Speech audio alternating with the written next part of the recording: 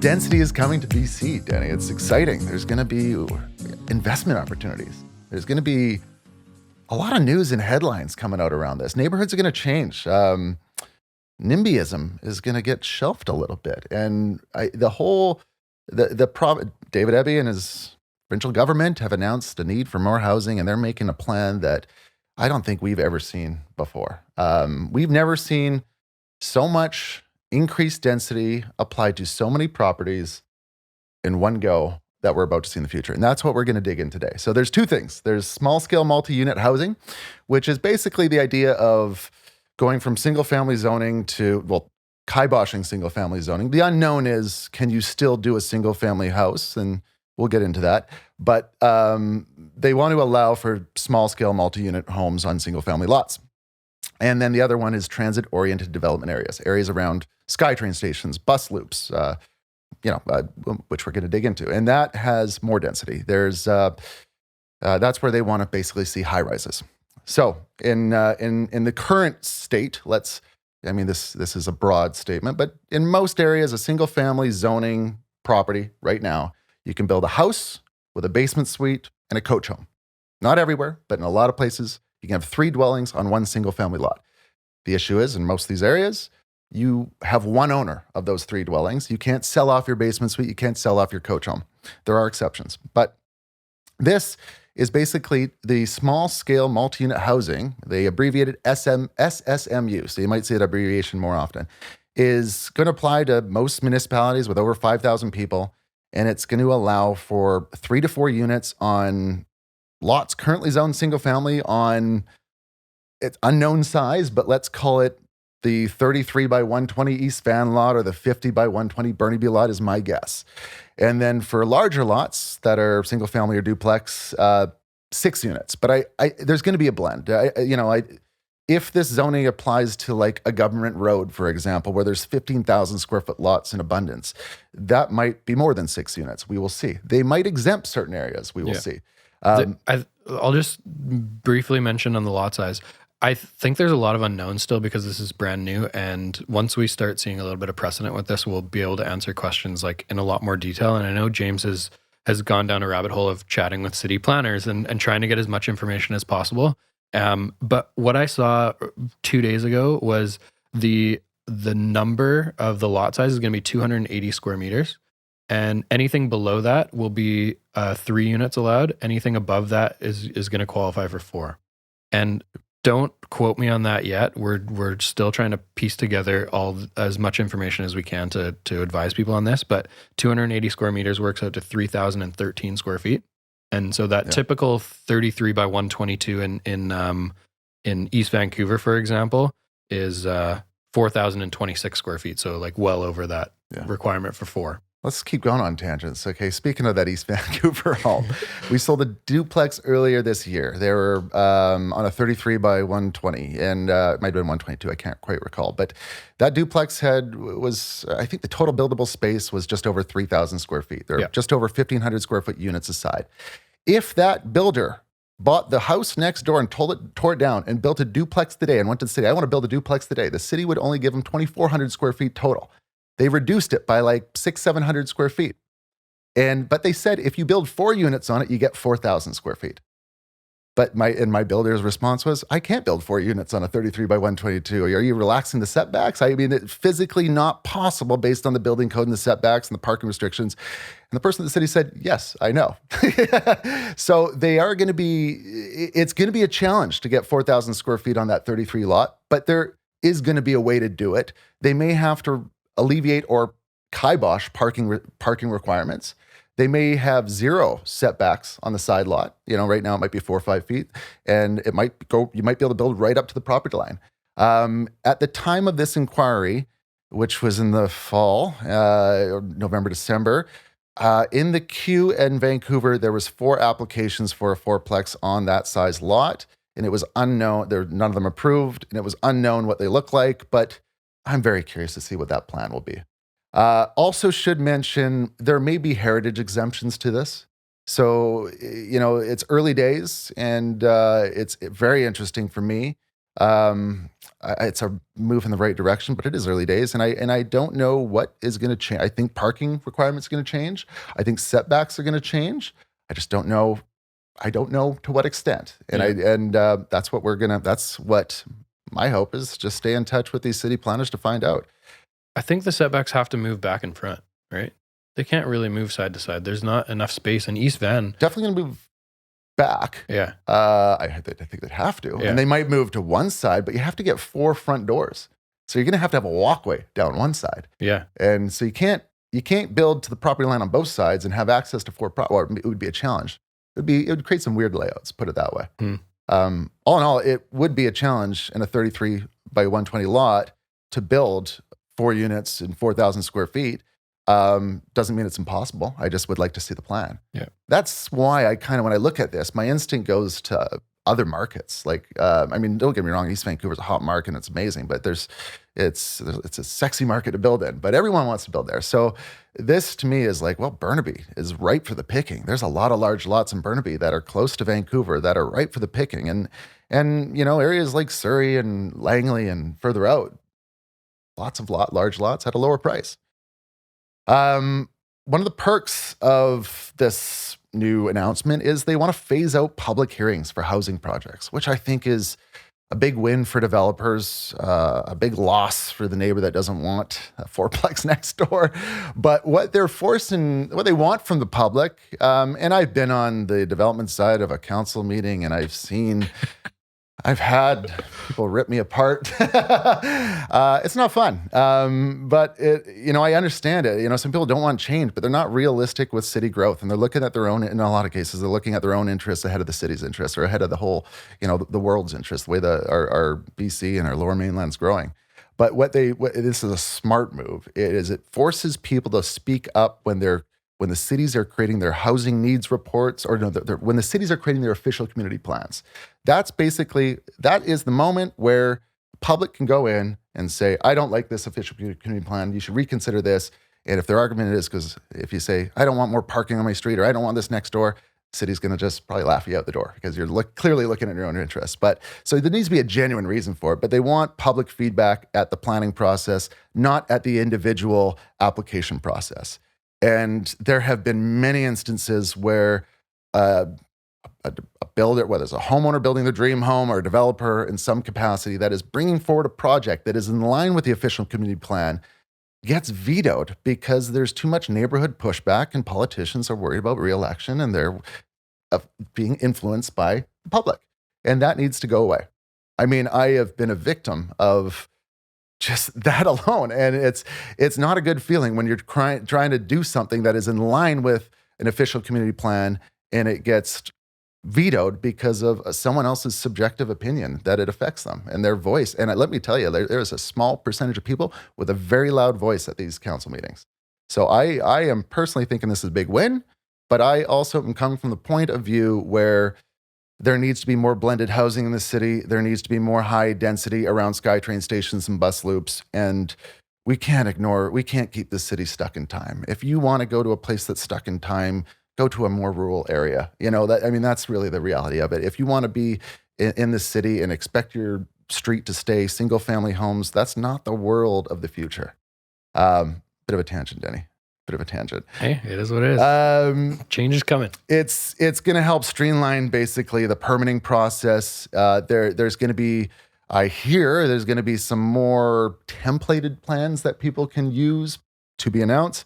But the big win here is that it's basically removing public hearings. And if you bring forward a development plan that is in line with the official community plan, it's you working with the city and making it happen. And the city cannot refuse it.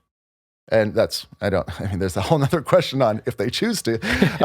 But my guess is that there might be, and this is where my conversations are with city planners, is there resistance to this? And thank God for Burnaby. Burnaby, bless you. Your planning department still has humans there. I love humans. I love physically going into a city hall and talking to a human. I went into New West and they had a big X on the door saying staff only. And I used to go to that planning office in New West all the time and they were friendly and talked to me, but I get it. You get a lot of people that take up your employees' time. And right now those city staff workers are probably working overtime, to try to get their housing needs analysis, their official community plans, and do all this legwork to increase this density. If you're a young person, get into city planning, get into building inspections. There are going to be a need for them because those are the bottlenecks right now to create housing. Even when I got finally approved for a project that I not end up doing, the first thing that my friend at the city said is like, well, you're not going to do this right away, right? Because we're pretty backlogged. So there are staffing needs there. Small scale, one note I'll mention is parking. I touched on it briefly, but these small scale multi-unit projects closer to transit with frequent stops or rapid transit, the parking minimums will decrease or be non-existent in some cases. There will be exceptions for accessibility. So if you're a developer building a tower next to a SkyTrain station, you will have the option to not provide parking for all the units. It's up to you, but I think we're still in a world where parking is a benefit. But often these development applications come with a percentage of accessible units, and those accessible units need a parking stall. So there are, you need to provide a parking stall for that. And commercial units, these developments have commercial space at the bottom. Commercial parking is still a requirement. There may be still requirements for loading bays. You're not talking about a world where parking is out the door altogether, but it's up to the developer to say, I'm building this 20-unit complex. 18 of them are not accessible, so they're just regular. Do I want to provide 18 parking stalls, one each, or do I not? And that's going to be a question of, well, it's going to cost me $2 million to dig in the ground. How many buyers are going to buy this without a parking stall? And right now, I think parking is still a value, but ask me again in 5 years, and that might change. That's going to be super interesting to watch, just how developments change and how number of parking stalls change and how the offerings change.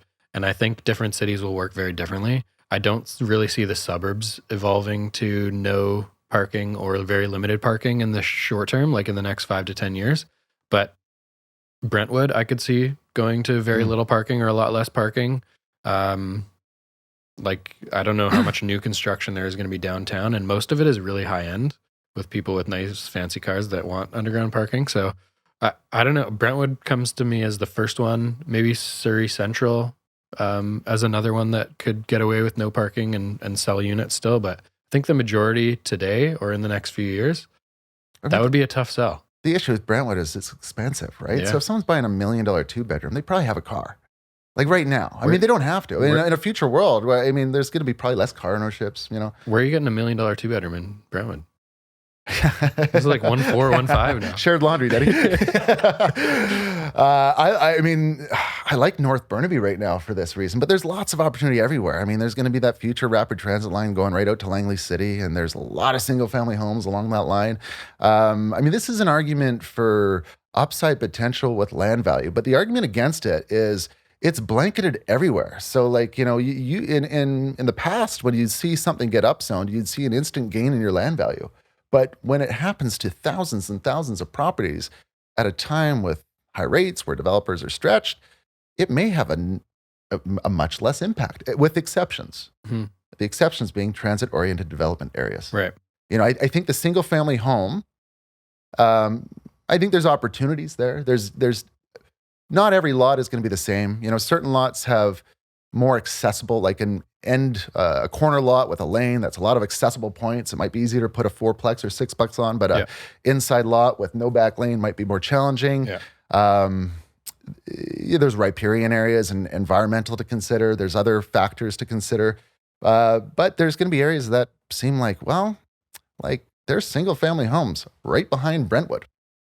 That is ripe for the picking. I mean, if I were and when it comes to these transit-oriented development areas, which I should probably explain what that is. So, before we go into that, just want to run through maybe the math on that, because I don't think there's going to be much of a jump, if any, in that typical East Vancouver 33 by 122.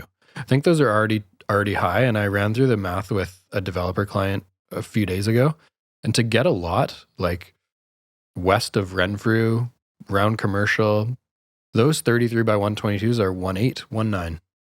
And the construction cost of a 4-plex, let's say that is 4,000 square feet, is going to be around $2 million. So you're into it for just about $4 million. And the potential sellout, I would guess, is about $1,250 a foot. So that's going to be close to $5 million. Yeah. And that is right on the fringe point of what margin needs to be available for a developer to take on a project like that. Approximately a 20% margin for that much risk over a year and a half, 2 years of project. I mean, it's what it should be. Yeah. You know, the public perception is developers are getting rich, and they do get rich when there's market gain. Sure. But when the market's flat, the profit margin sometimes doesn't justify the risk. And I mean, 20% is a great scenario in a flat market. It might be 10 or 15 in a lot of cases, or nothing. You know, so I recognize most market gain, most the Boses of the world, the Dakotas family, the Audis, they made their money on market gain. You know, largely, like they acquired a lot of land when it was significantly cheaper. Any comment on, and I think the number one factor, this is being implemented in a high rate environment. It's being implemented on so many properties at once that, you know, having a single family zone go to a 4-plex or 6-plex, if it happened today or 2 years ago, it would have a much larger impact. But when it happens everywhere, I don't think it's gonna have a huge impact on land value. No, neither do I. No, if it's gonna help the individual that's construction savvy, that's interested in building, that may want to do the project themselves and build a 4-plex and have a few units for their kids. You know, it might be a great multi-generational push. But the typical homeowner, the 1950s house in North Burnaby, it's not going to go up overnight just because you can do 4 units. I don't think so either. No. Because those around Brentwood, what are those, 2.2 right now? With that home that's on that typical 7,000 square foot lot behind Brentwood? I mean, if it's close to Willingdon in a less favorable location, it's probably 1.5 to 1.6. If it's in a more favorable location, it might be 1.8. It's or maybe 2 if it's a real prime lot. Yeah. The transit-oriented development areas, so there's 2 abbreviations. They call them TODs, transit-oriented development areas. You're going to see that, in SSMUs, the small-scale multi-units. So the small-scale multi-units, like the 4-plex, 6-plex. The transit-oriented development is like the ring of towers around a rapid transit station.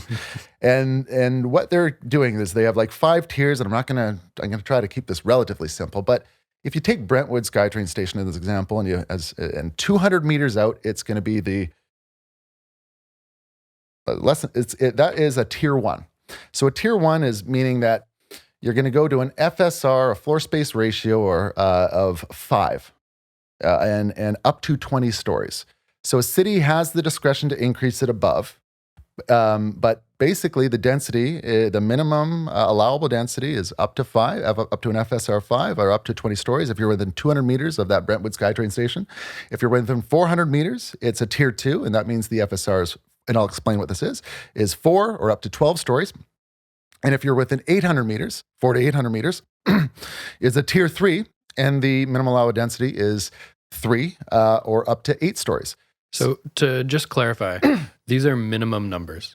So I'll explain what that means, because yes, it is confusing when you look at that. But you have to think of it from a builder's perspective.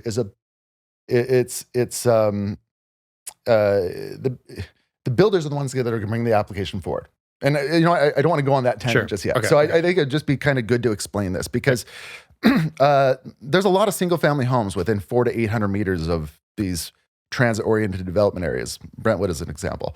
And those single-family homes, currently, a lot of the zoning allows for a maximum buildable area of 3,984 square feet, or just call it 3,934 to 4,000 square feet. And let's call 7,000 square feet the typical lot. So right now you can build 3,900 square feet on a 7,000 square foot lot.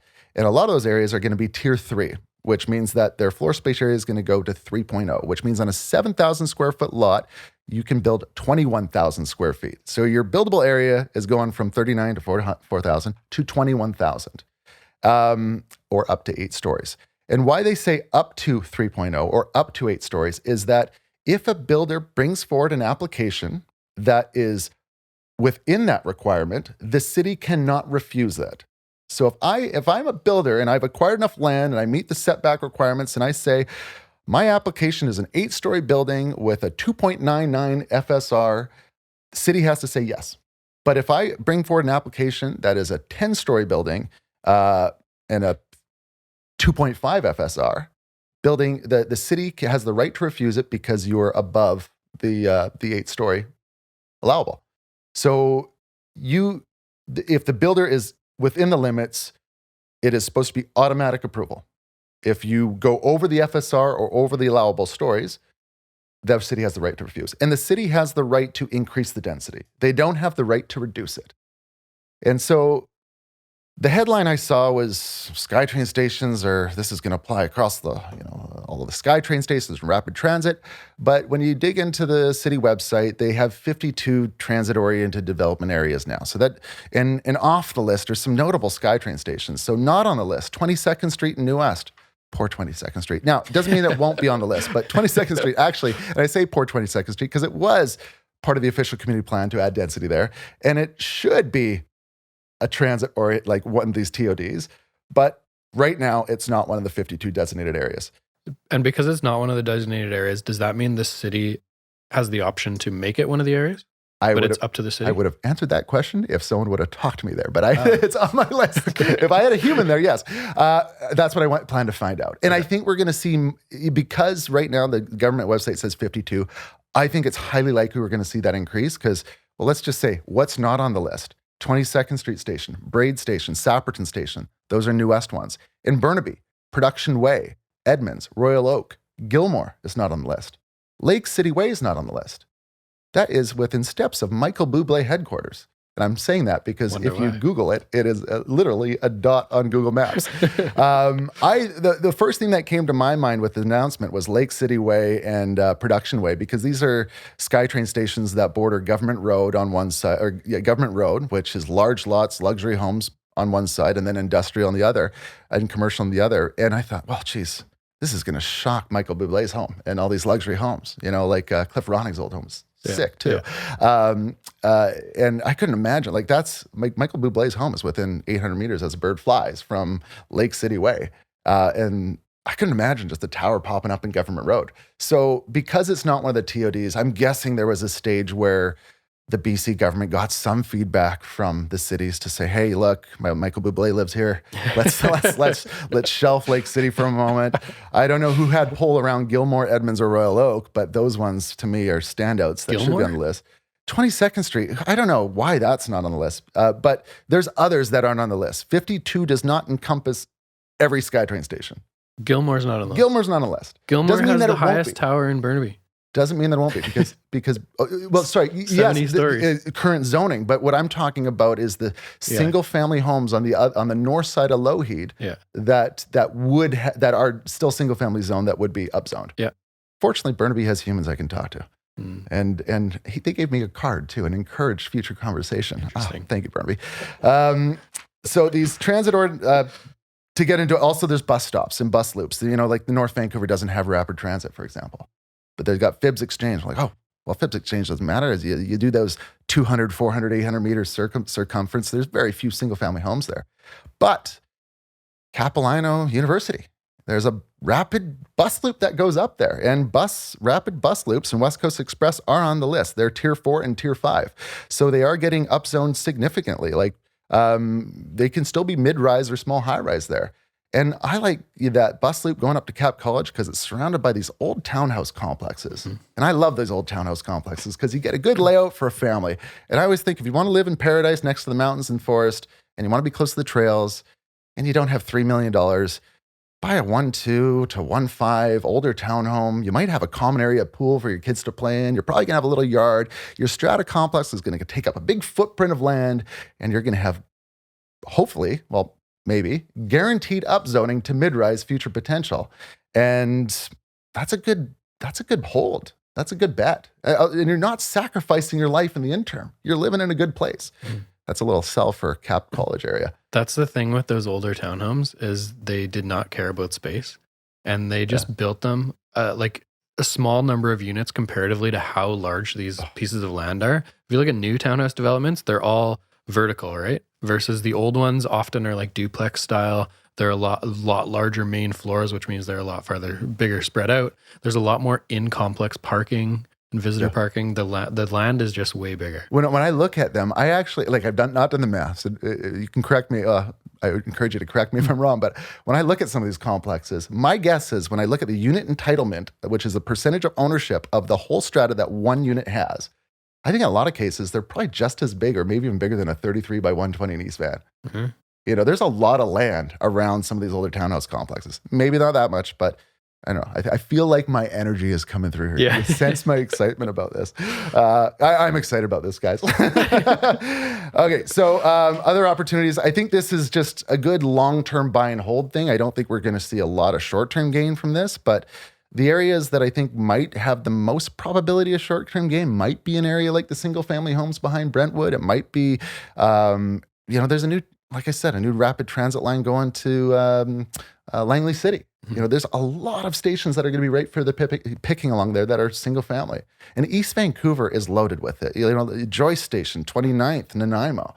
When you look at, they have these maps on the government website that shows the 200 meter, 400 meter, 800 meter perimeters around them.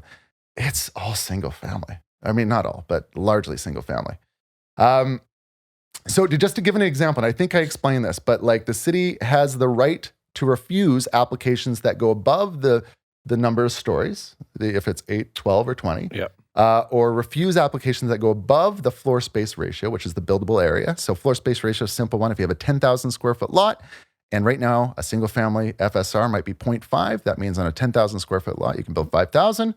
But if you get up zoned to 3.0, a 10,000 square foot lot, you go 30,000 square feet, which is a lot more. It's the feasibility of these is really going to come down to setbacks. Like you're not going to be able to build a tower on a 50 by 120 lot. It's just unlikely that you're going to be able to max that out. So you're still going to want to have to assemble a few lots in most cases to make something make sense. But we are going to see instances where a mid-rise or high-rise gets right next door to some single-family homes. And it might look a little hokey for a bit, but I think there's areas that are going to be, there's going to be areas that will have higher density, that will just be slower to develop.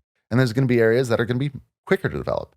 And I think there's going to be people that you're going to see land assemblies probably ahead of the curve, ahead of they should be. I mean, I think this news is public. I know homeowners are probably, I know of instances where they're already getting flyers on it. I could see people assembling land before it even happens, but I don't know if buyers are going to take the risk that early. So I think we might see some ridiculous list prices on some homes based on this future news this year. And I don't know if buyers are going to just buy them just yet. To be announced. I kind of, just to touch on the timeline for this. So that very friendly gentleman in the city of Burnaby said, like, first thing I said is like, is this real? Is this happening? What's